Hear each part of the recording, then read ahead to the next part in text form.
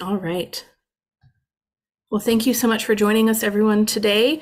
Welcome to today's Conservation Education Lunch and Learn series. We all know education is an essential strategy of conservation and a lot of the work that many of us do. Understanding how people learn and what motivates conservation-based behavior changes are complex subjects that span across many scientific disciplines. So this free virtual series dives into the science behind a lot of those efforts and practices, and as we learn from experts on a variety of science and educational topics. I'm honored to introduce today's speaker, Ted Hibbler. He is a Sicangu Lakota from the Rosebud Reservation in South Dakota. He's been an Indigenous educator for the last 45 years. He's worked as a teacher, a coach, an administrator, and an educator on the K through 12 and collegiate levels with many tribal communities. And he's currently the UNL Tribal Extension Educator, where he works with tribal communities in Nebraska to create relationships and partnerships between those communities and the University of Nebraska-Lincoln. So today I'm really excited he's willing to speak to us about the perspectives of Indigenous worldviews regarding our relationships with the earth, plants, water, and the natural world. And it's such an important topic in conservation, both in education and our conservation practices. So I'm really excited to learn from him today. I just want to let you know questions and dialogue are absolutely encouraged today for this topic. If you do have questions, please feel free to just put them in the chat. I'll be monitoring that, and Ted will address them towards the end of the presentation. So with that, I will hand it over to Ted, and go ahead. Okay, thank you, Amber. Good afternoon, everyone. I'm going to introduce myself in my language, Lakota, and then start with my presentation. My name is Ted Hibbler from the Mazapunkeshka Tioshpae of the Sicangu Lakota Oyate. So I'm from the Iron Shell family of the Burnt Thigh Nation. And in English, you refer to us as Rosebud Sioux tribe up in Rosebud, South Dakota. We border Valentine, Nebraska. But I did, my grandfather and grandmother Iron Shell moved their families off the reservation during World War II. During World War II, I don't know, I see somebody's from Hastings, Nebraska, Paula. They had, during World War II, they had an ammunition depot that supplied ammunition and shells to the Navy. And they recruited a lot of Lakota families from Rosebud and Pine Ridge to come down and work in the ammunition depot to make bombs for the World War II effort. And my grandfather, Iron Shell, moved his family to Hastings, Nebraska during the 40s. And then the Iron Shell family and the Flood family, they were the only two Lakota families that stayed in Hastings. And so my mother met my father there and were married in Hastings. And so I grew up in Hastings, Nebraska. Graduated from Hastings High School, and then went to Hastings College, and then transferred to the University of Nebraska, where I got my undergrad degree from the University of Nebraska. I then went back to the Rosebud Reservation and taught at St. Francis Indian School for about 10 years as a teacher and a coach, and then went back to Hastings and coached at Hastings College for a while. And then my family and I moved to Phoenix, Arizona, where I became the director of the Native American Education Program for the Phoenix Union High School District in Phoenix, Arizona, and worked with the 21 different tribes in Arizona and their families, if they had students in our district, to help them enroll in schools and stay in school and graduate from high school, and then bridge over into college.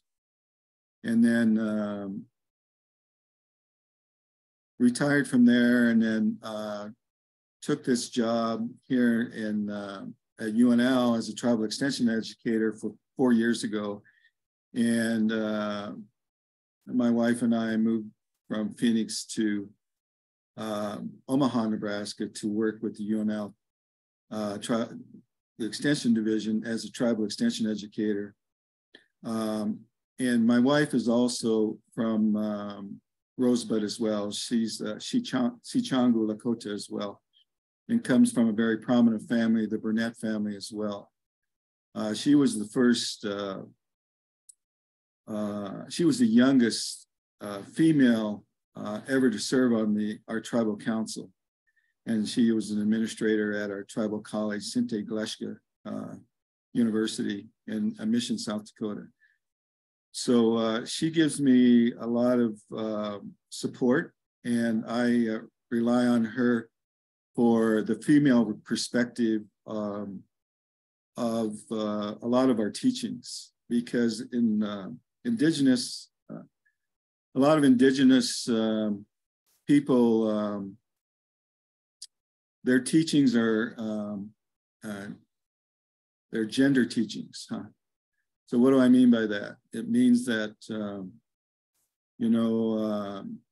the males teach the young boys on what it means to be a wachaja, a man, and the females teach the young girls on what it is to be a wian, a woman, huh? Because those particular roles, a wachaja and a wian, are very important to our indigenous nations. So it's not anything that just because you turn 21, you're a man or a woman, but actually it's when you go through your puberty, then that's when the males in your family start teaching you about becoming a man, and the females in your family start teaching you about becoming a woman. And so those are very specific gender teachings. And even in our language, we have female endings and male endings in our language. So for example, if we say thank you in our language, it's, for a man, it's palamiya. And for a woman, it's palamayaye. So just wanted to kind of, give you a little background of where and who I got this information from. So the information I'm going to be giving to you was given to me by my grandfather Ironshell and my uncles Calvin and Jean Ironshell, my cousins Tony and Jim Ironshell, and my uncle Albert Whitehat. And then my cousin Dwayne Hollowhorn Bear. Okay, so whenever indigenous people get up to speak, usually they qualify where they get their information from. Huh? I'm not an expert on this. I'm just giving you the information that was given to me as I was growing up. Huh? So if you go after this presentation and say, I went on a presentation where this indigenous man was talking about indigenous worldviews, and his name was Ted Hibbler. By all means, I'm not the expert here. Huh? I'm just a man that was fortunate enough to grow up in these teachings. Okay. And so I'm giving you an insight into some of the teachings that were given to me. That's all it is. It's nothing more than that. So I'll start. Okay. So with indigenous people, we all have our own creation stories, huh? And Lakotas have their own creation stories. Okay. The Ponkas have their own creation stories. The Umahas have their own creation stories. The Pawnees have their own creation stories. All indigenous nations have their own creation stories. And all our perspectives and worldviews come from that creation story. And I was telling Amber earlier before you guys came on is that I've been asked to go in and talk to classrooms about Indigenous worldviews in the environmental studies program at UNL. And I'll ask these young people about their creation stories and where they come from. And about 80% of them are Christian. And they talk about the Adam and Eve. And I say, and I'll ask them, how influential is that creation story in your values that you live by? And a lot of them say it's not influential at all. And it has no bearing as to their values that they live their life by. Well, with traditional Indigenous people, it's the exact opposite. We get everything from our creation story, okay? So Albert Whitehat, my uncle, wrote a book called Zuya, and Amber is going to put all this information in the chat. In that book, he explains our creation story and how this whole universe was created, right? And so at the end of the creation story, after everything is done, what is left to us is a Lakota concept called Madakuye Oyasi, which means we are all related, okay? Through our creation story, it's taught to us that we have a Lakota word that is pronounced Womaskanskan, which means all living beings. Womaskanskan is refers to all living beings as relatives, okay? In other words, there's no hierarchy. Like non-Indigenous people put human beings at the top of everything, it revolves around human beings. Where Indigenous culture, it's just the exact opposite. That Womaskanskan is that all living beings are relatives. Madakuwe Oyasin, we say that at the end of our prayers and at the end of the presentation. I'll say that at the end of this presentation. It means, thank you, my relatives. We are all related, and thank you, my relatives. So, creation story.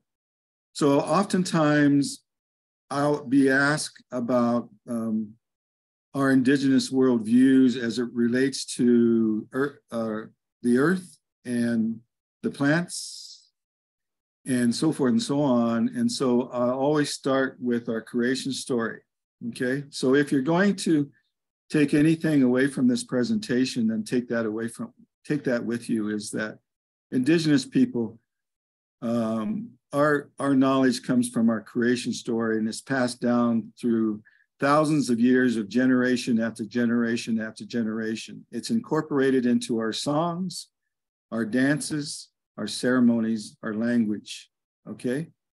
So we have what non-Indigenous people like to call a spiritual connection to the natural world, because of that, of what I just explained to you, okay, is that we're born into that. Our elders say, we are the earth, We are the earth. We come from Unchimaka, grandmother earth, and we'll go back into grandmother. All right, so that's our connection, that's our relationship, and where it comes from. That's the origin. I just taught you the origin of Indigenous relationships with the natural world. So if you're not born with that, right? If you guys aren't born with that, and many of you aren't, how do you get those values of caring for the earth and all net and the other living relatives here? And before I forget about it, we don't have a word for animals, and we don't have a word for it. So oftentimes in Western culture and Western science, there were in it, where we'll refer to a tree as either a wachaja or a wian, depending on its gender. The same with an animal, like an eagle. That's either a wachaja or a wian. So we have no word for it, okay? And we have no word for animal. So there's no hierarchy here. That circle of life is everything is created equally, okay? Human beings are just part of the whole existence of creation. We're not above anything. We're just part of it, okay? So a lot of religions teach that just the opposite, is that human beings are at the top of everything and so forth and so on. Indigenous traditional spirituality does not teach that. We teach Wamaskanskan and Madakwe Oyasin, and that comes directly from our creation story. So I know some of you guys consider yourselves environmentalists, and I think that's a good thing, You want to be stewards of the earth. You want to take care of grandma. So, we refer to the earth as Unchimaka, our grandmother. So whenever we refer to other living beings, it's animacy. So what do I mean by that? We give non-human beings human terms, okay? And so that's why we call this earth our grandma, And then we call those trees either man or woman, or those animals either a man or a woman. And then we call a group of them a nation, just like we have a human nation, there's an eagle nation, there's a buffalo nation, there's a tree nation, and so forth and so on. So I think you guys need to kind of get that origin, okay? If you're going to bring indigenous thinking, indigenous worldviews into your conversations, then you need to understand where all this comes from. And I'm giving you this information as it was given to me by my elders. So, that's something that is really, really important. And as you go forward, and as you're a proponent for taking care of the environment and so forth and so on, you can refer to the indigenous concepts that I just gave to you, and in the origin of where those concepts come from, and start with our creation stories. And then, I've given you a couple of Lakota insights, Womaskanskan and Madakwe Oyasin, And that's specific to Lakotas, So each nation has their own way, right? So the Omahas, they have their own creation story. They have their own way of looking at the world, but it's very similar. All indigenous cultures have a very similar relationship with the natural world. You can go over and talk to those traditional Africans or those traditional Aborigines, and then go down to South America and talk to those indigenous people. They all have the same similar relationships with the natural world. And that was given to them through their creation stories, okay? So if you grow up, and it's just like you guys, when I say you guys, I'm talking about Euro-Americans, A lot of you are, some of you may not be, but Euro-Americans, what happened from what I gather, and please, I'm not an expert in this, so bear with me, is that you and your people were indigenous at one time, okay? I gave a workshop on something similar to this. And there was a young lady who works at UNL, and she was from an Eastern European country. And she still spoke the language, and she went back all the time. But so I do I do a training called the Medicine Wheel Talking Circle training. And when I get to that point, Amber's going to bring up my website, and talk a little bit about that. But she was in that Medicine Wheel Talking Circle, and she talked to me about her her upbringing, and they were still indigenous. That group in Eastern Europe, that small little country, was still indigenous, and they still practiced their traditions based on their creation story. These are Eastern European people, huh? So when I say at one time your ancestors were indigenous, they were, okay? I don't care where you came from, but you were indigenous at one time. So now you're here in America, now you're Americans, right? So one of the things is, if you're going to claim this country as your country, then what I'm encouraging you to do is to act indigenous then, okay? If you're an American, right, and you claim this as your country, then you need to conduct yourself as an indigenous person.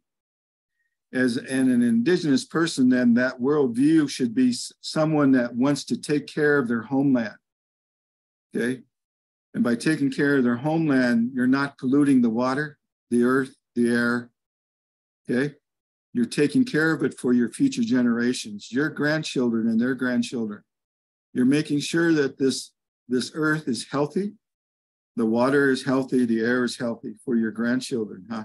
7 generations down the road. So, you know, you should, your community should be making decisions based on 7 generations down the road. Is this going to be good enough? Is it healthy enough for our 7 generations down the road? And I'm talking about the water, the earth, and the air, right?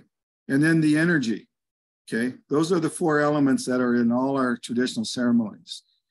And when we talk about energy, we're talking about that the energy, what we call Wakan, W-A-K-A-N. K-A-N in Lakota is energy, okay? And W-A is that source that's giving that energy, okay? So you're talking about the sun, the solar, you're talking about the wind, that's energy, okay? That's natural energy. And I know that Western science is trying to finally get into that and capture that. We always knew about that from day one, okay? We didn't have to have anybody teach us that the sun gives us energy and the wind gives us energy, okay? We knew that, okay? So it's amazing to me, some of the new scientific innovations that are coming out regarding energy is something that we knew thousands of years ago, okay, but nobody asked us because we were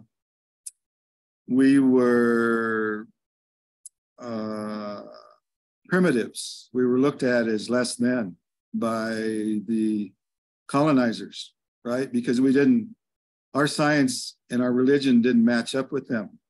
So we were less than, and they could care less about what we knew. And so what's happened is I'm here talking to you because you guys now want to know about us.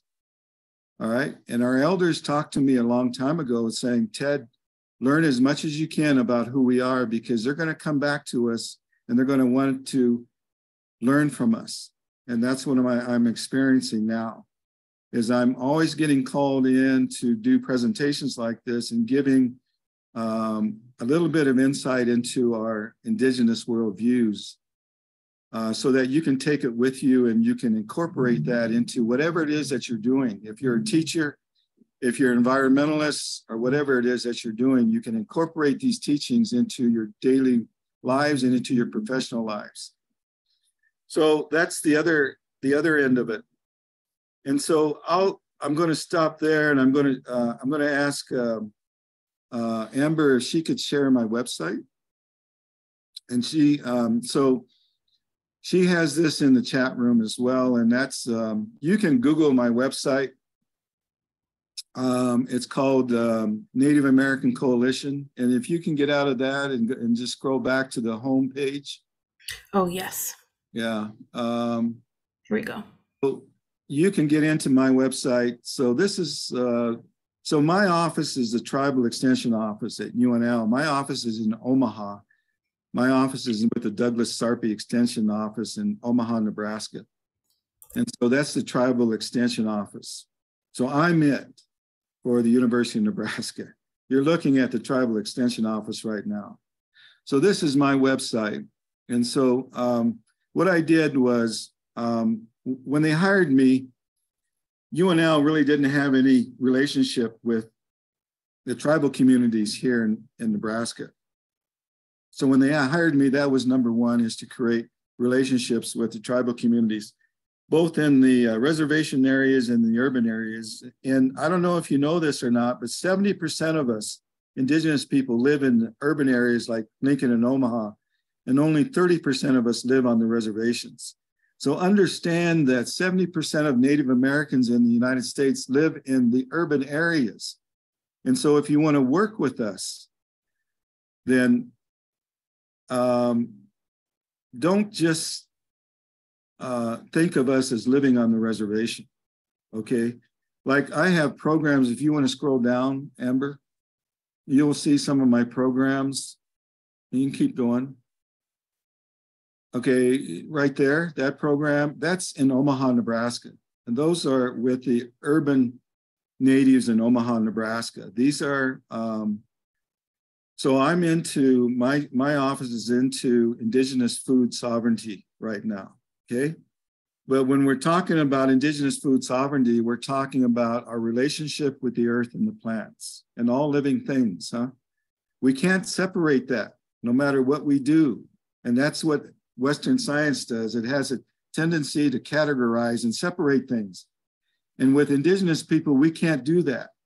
You know, our teachings from our creation stories all the way down flow into everything that we do, everything that we think, traditionally thinking, okay?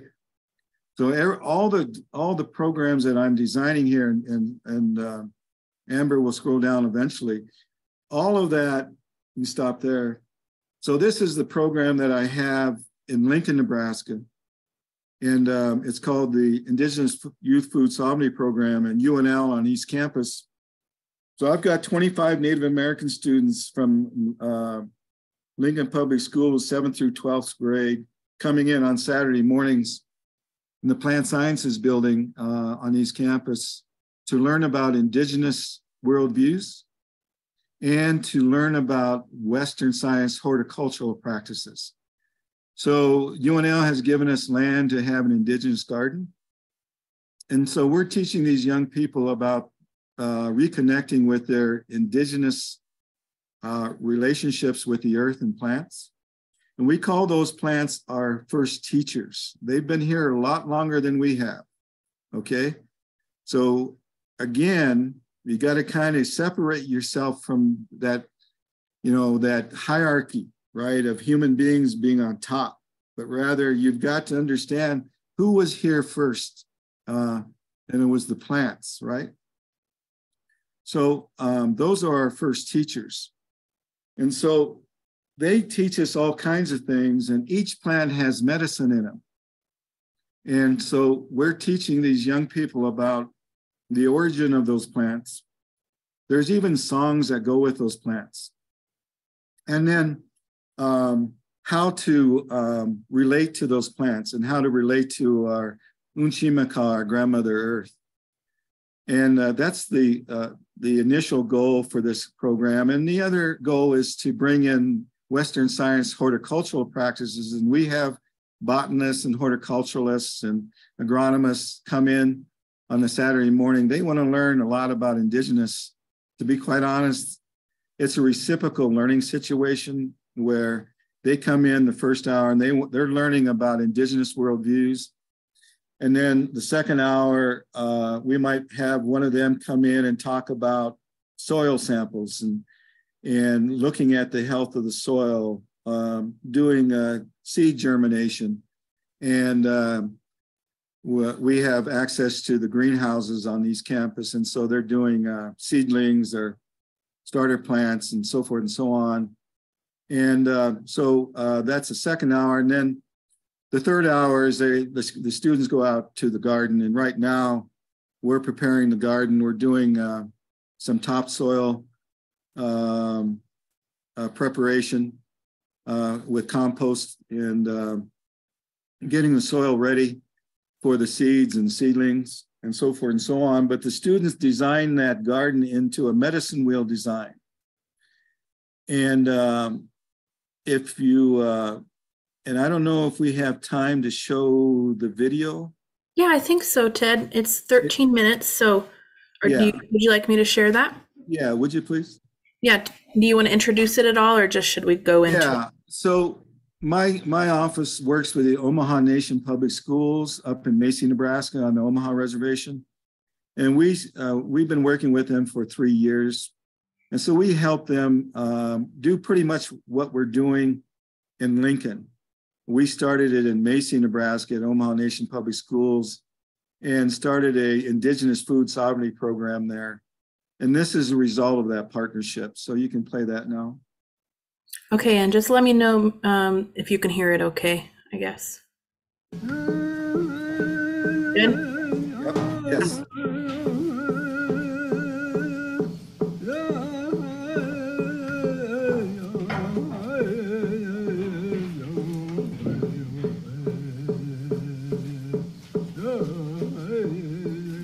We're going to go down and we're going to be picking some things. We'll go down that way and look and see what's ready for us, okay? And these are sweet potatoes. They're not ready yet. They got beautiful flowers. Yep, this is the path right here. There you go. This is all for you. You know, we're doing this so that you guys can learn how to grow things so that, well, you wouldn't have to travel 40 minutes to the grocery store if you could get everything you wanted right here, right? Whoa, there's more of them! Yeah. Oh my gosh. We got probably about 40, 50 pounds already, you guys. There's quite a few under there. Keep going. Can't just get them all out.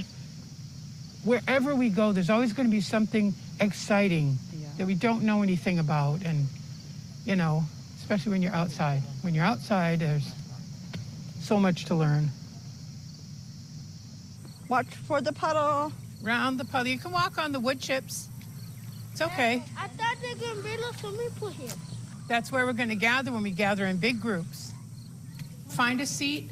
Remember, we find a leaf on the rug. Any leaf you want. All right, class, we're going to start today by doing our spirit calling song.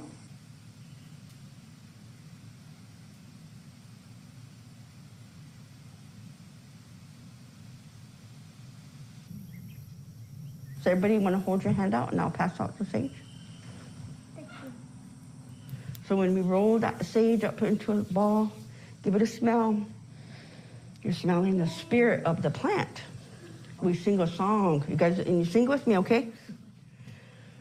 Oh, ye ma kia yo, che ma kia yo. Oh, ye ma. I'm absolutely thrilled about what the school's doing. Just being able to teach about all the things that surround us, our water, our land, all of that, you know, how to protect it, how to become stewards of our lands. These are all important things that we need to teach our children. We have our new outdoor classroom. That's a real opportunity for our young ones to start learning about planting and things like that too. There's mushrooms right there. What we're looking for, underneath of the leaves, if you're very careful, just tip them up, you might see a little white egg underneath of there. Look, feel this one, or this one, some of these little ones. Do they smell good? Feel how soft they are. Oh my God, they are like a little tiny blanket. Aren't they? They're really nice. What's this?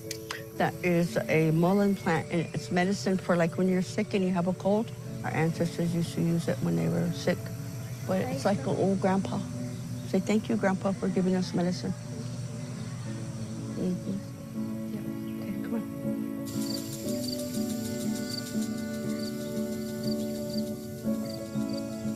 Traditionally, our elders and our ancestors, they dried food after we have the harvest.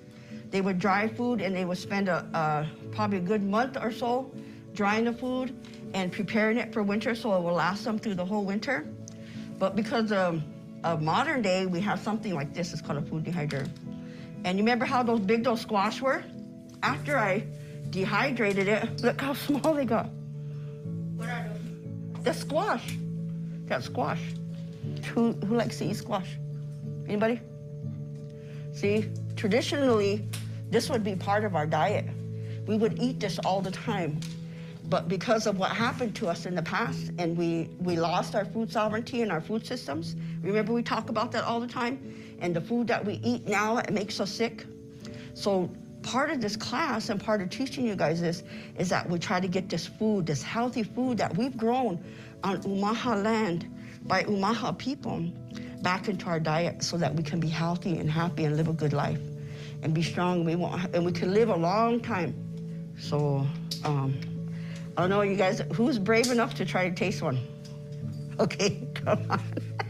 You don't have to, just taste it.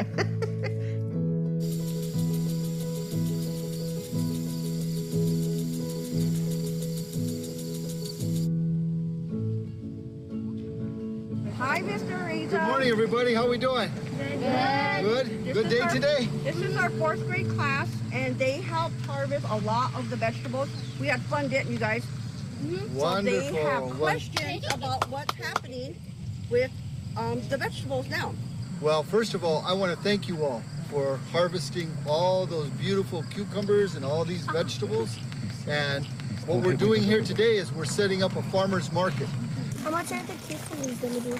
The cucumbers are 2 for $1.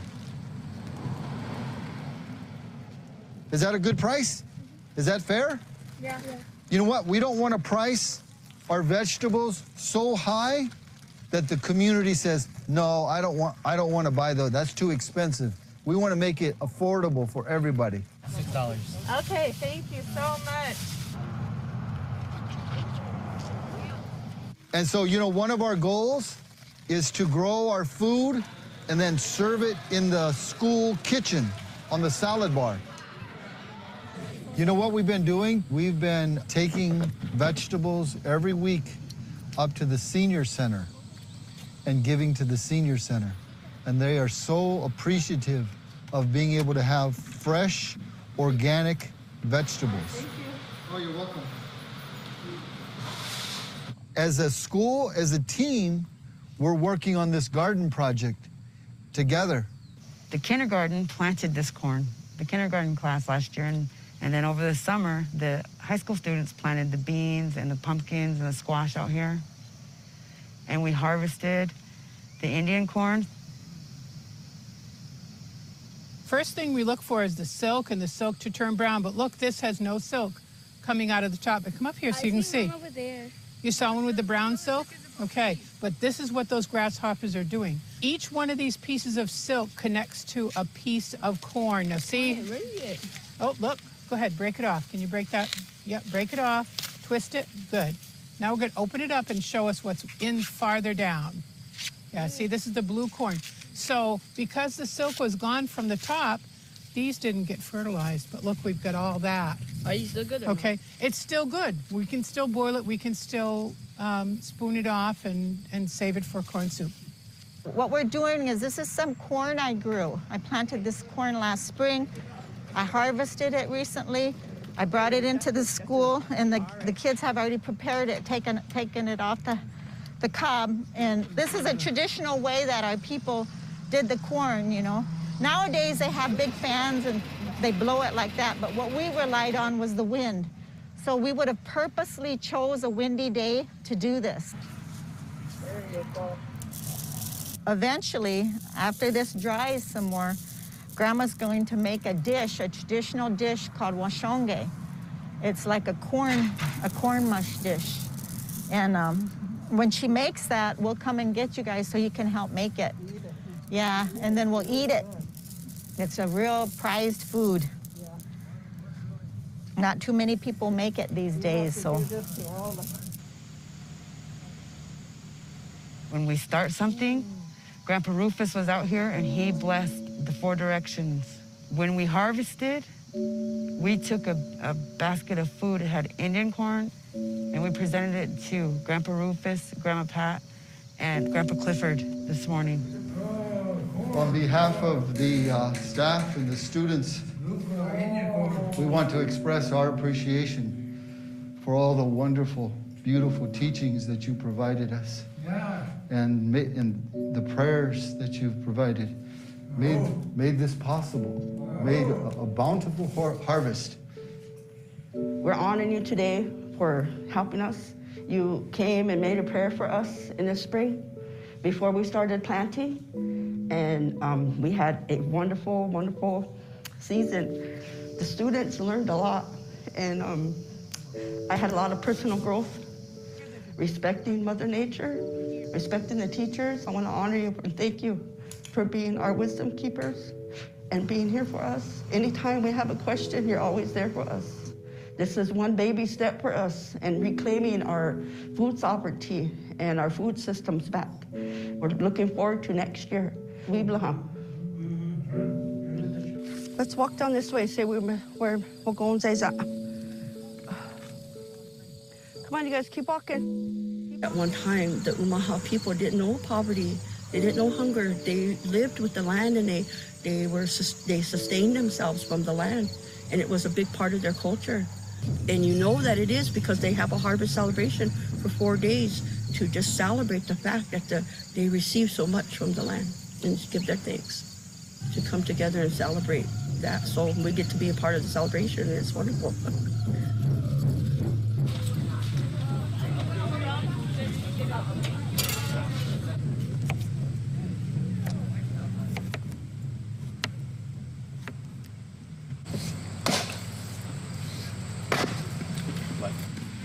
Boilers? Yeah. They need those boilers.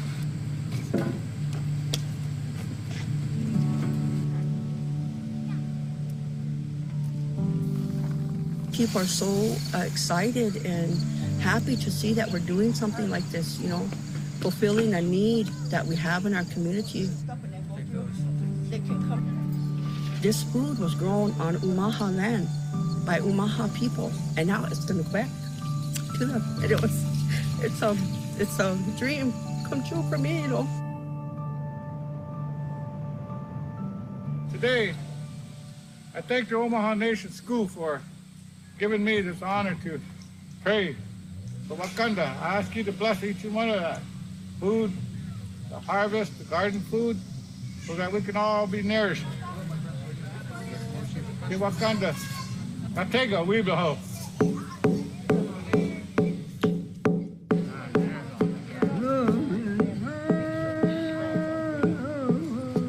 Omaha people have this whole reservation here and lots of land, and I would like to see the children, this generation, to grow up and to bring it to fruition where they're creating and growing their own food and making their own economy from it, you know, so that our struggles for the past 7 generations is the next 7 generations will have hope and happiness in this land, you know. And did I say the American dream? Well, we haven't really realized that yet, but we're working towards it.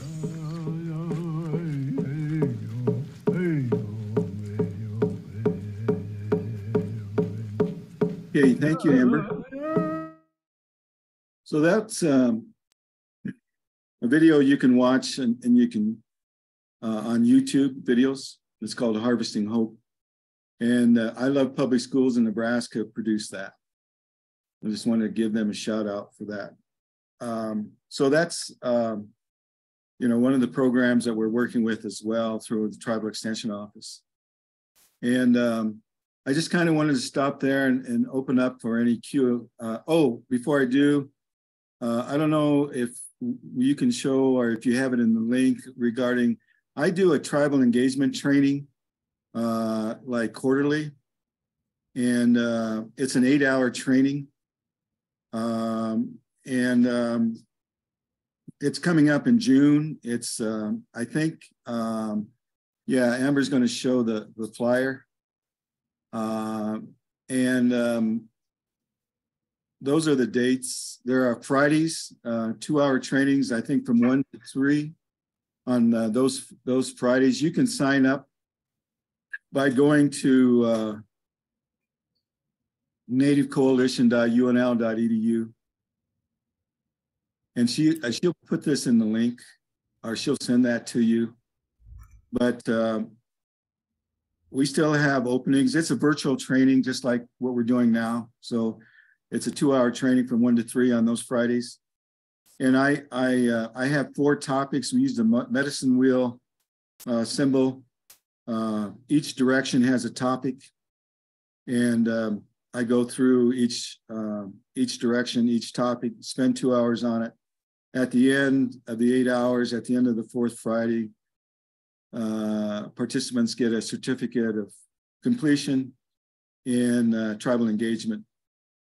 And the whole idea is to help non-Indigenous people learn how to engage with tribal communities. So I wanted to give a plug for that as well. So with that, I'll open it up for any Q&A, and I'll let Amber kind of go with however way you want to do it. Sounds good. Unmute yourself, or you can go ahead and do that, Amber. Yeah, absolutely. Thanks so much, Ted. That was excellent.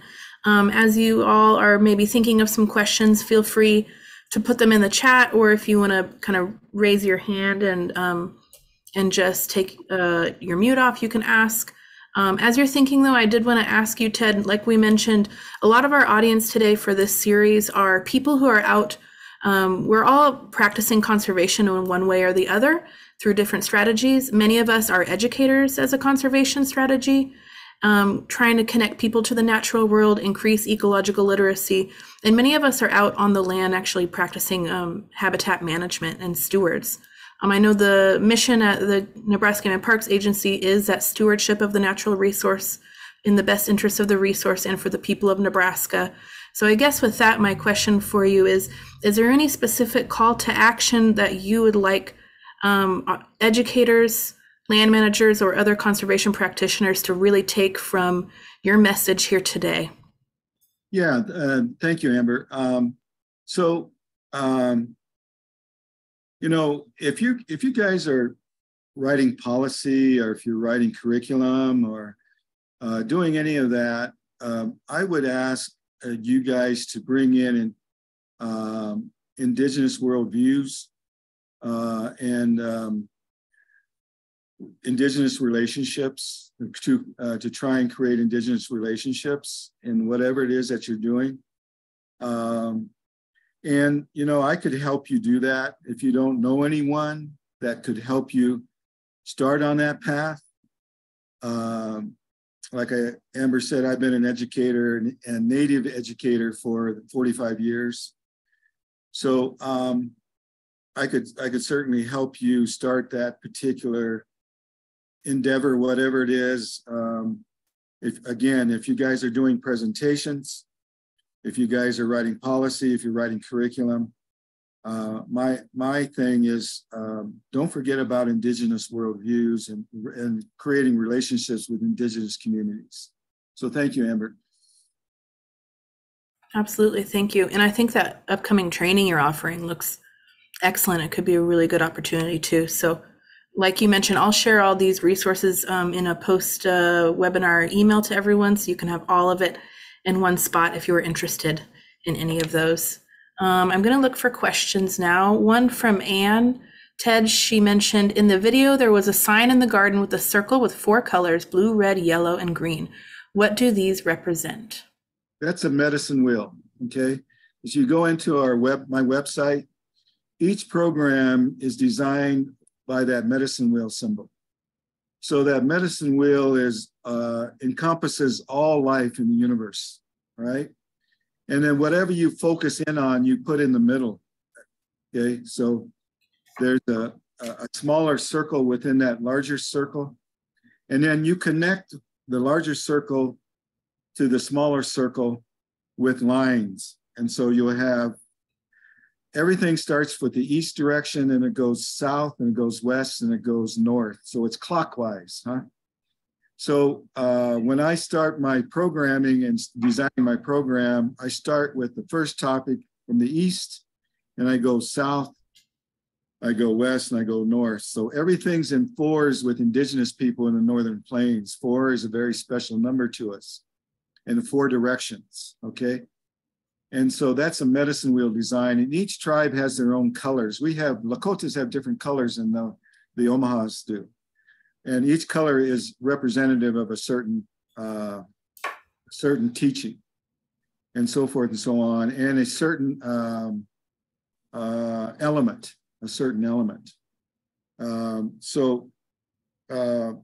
That's what that's about. Great. So real quickly, so if you're working on, say you're working on conservation, mm-hmm. but you design that circle and you put that little circle in the middle and you put conservation in the middle in that little circle. And then you draw those 4 lines, you connect the outer circle to the middle circle, and you put the directions in there. You put east, south, west, and north, and you start with the east. And what about conservation would you like to teach? Okay, or whatever it is that you're doing. So you're dividing your whole presentation or your whole curriculum or your whole policy into 4s. Okay, and so that's how I design my programs, is using the Northern Plains Indigenous medicine wheel symbol. That's what that's about. Excellent. Thank you, Ted. Somebody asked, do you have to work for the university to do the tribal engagement training? No, you do not.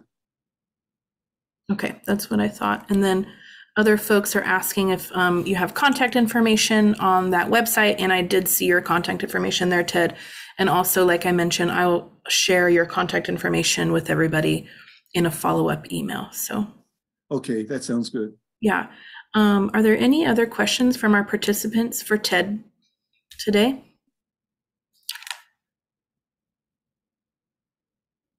Oh, this is a technical question, Ted, but Chelsea mentioned there is a question about our university affiliation on that registration. Should we just put student, or what would you say?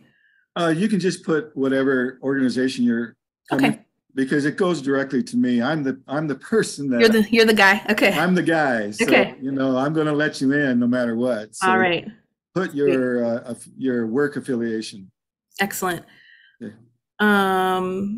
People might be thinking of more questions, but as they do, I wanted to circle back to something that you and I were discussing before people joined us today, and that is, you mentioned your creation story or Indigenous creation stories are central to everything, every way that Indigenous folks practice education and management and all those things. And I remember you said you wanted to ask that of the audience, of how they came to be supporters of the environment or involved in stewardship. I didn't know if you wanted to still ask that of the audience today. Yeah, so I asked this of those students that I go in and present with this environmental studies courses is, okay, so if you didn't get your concern for the environment or not, or your values, of stewardship from your creation story, how did you come by it? Was there someone influential in your life? Did your parents practice stewardship of the land? Did you take a class? Was there a teacher? Because like I said, a lot of you guys are environmentalists and you care and you want to be stewards of the land. So I just kind of wanted to ask that question. I was just curious, where do you get your values from, or who did you get your values from regarding your stewardship of the land? I think it's a really good reflection question for a lot of us here in the audience. If you have some answers, you can throw them in the chat, or just it's something interesting to kind of reflect on for ourselves as well. I did want to ask Ted, there was a question from Director Tim McCoy, and he says, what is your best advice for us as non-Indigenous folks making our first reach out to Indigenous people to identify shared concerns as steward of Nebraska's natural resources? Yeah, there's a protocol for that, okay? Great question, yeah. There's a protocol because, especially if you're going to go into a reservation or want to work with a reservation. So that's a nation, right? So the Omaha Nation, right? That's in Thurston County. It's primarily all of Thurston County. So you just can't walk in there and want to work with the tribal the tribal council, right? So there's a protocol for that. And, you know, I could certainly help you with that protocol. It depends on if you want to work with urban natives or urban indigenous organizations, or if you want to go into the rural reservation nations and work with them. There's protocols for that. And it's always good to have someone that you know introduce you to somebody. And then it depends on why. Why do you want to get involved with us? We're always curious because we've had a lot of non-natives want to get involved with us for the wrong reasons, right? And those reasons are for like grants and wanting to write money to get funding. And then they'll you know, include us in the grants, and then that's the last we ever see of them. So we're real cautious of outsiders coming in and wanting to work with us.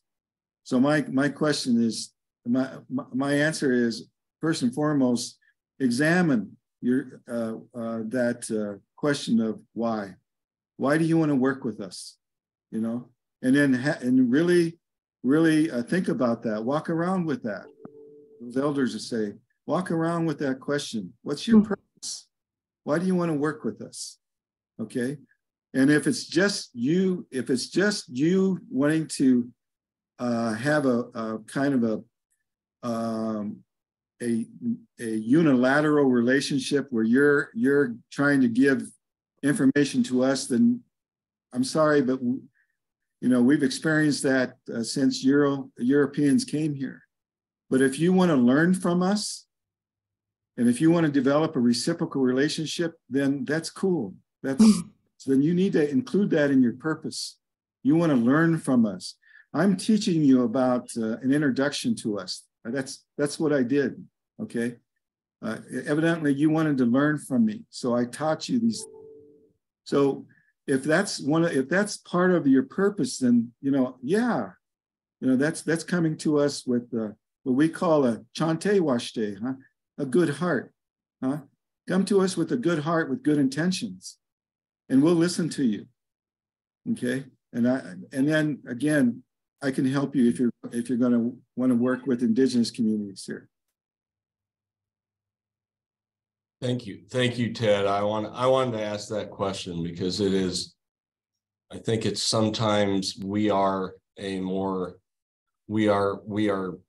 built as more of a transactional society and less of a relationships and, you know, understanding where our shared stewardship, you know, identifying where those real from the heart and passion shared interests are. So thank you.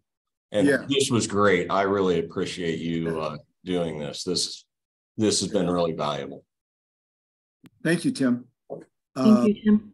I've got to go. I'm in Santa Fe and I've got to check out. So yeah, absolutely. So you guys, it was good talking with you guys. And I'll just say, Wopala Madakwe Oyasin, huh? Remember, we're all related, huh? Go through life like that, huh? Even those trees, huh? Those little insects, huh? They're your relatives. Act like an indigenous person, huh? Okay, I'll leave you then. Thank you. Ted, thank you so much. Have a great day. Thank you so much, everybody. That was excellent. And I'll make sure to send a lot of these resources in an email. And I'll see you next time.